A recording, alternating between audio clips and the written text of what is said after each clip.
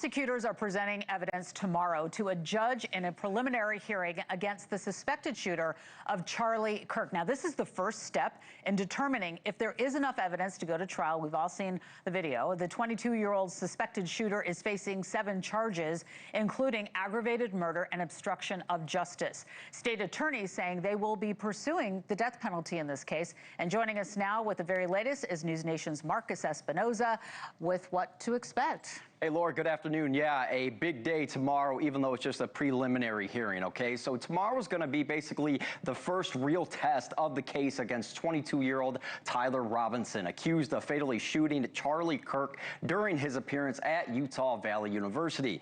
Now, Robinson is charged with multiple felonies, including murder, obstruction of justice, and causing bodily injury with a firearm.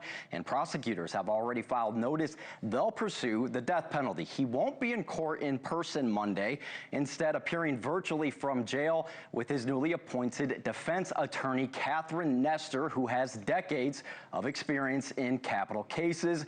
Prosecutors are expected to lay out DNA evidence, alleged confessions, and other materials, all to convince the judge there's enough to send this to trial. Laura?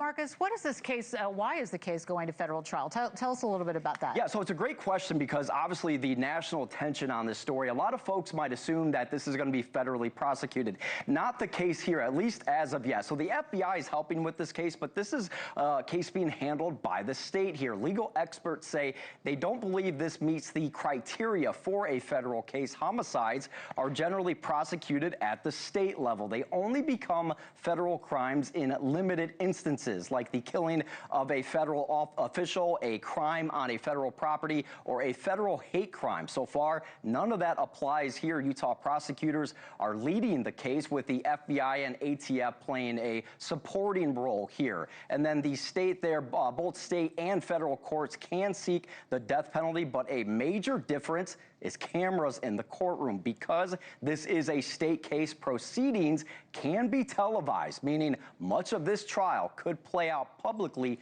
on camera. So for now, this case remains entirely under the control of Utah prosecutors, but we may be able to see it unfold right before our eyes. Wow, so many people, of course, want to see that. We always want cameras in the courtroom as we cover all these cases. As journalists, we absolutely do. That's right. Marcus, thank you very much for that update. Appreciate you. Thank you for watching. Subscribe below and download our NewsNation app right now on your phone, and you will get fact-based, unbiased news for all Americans.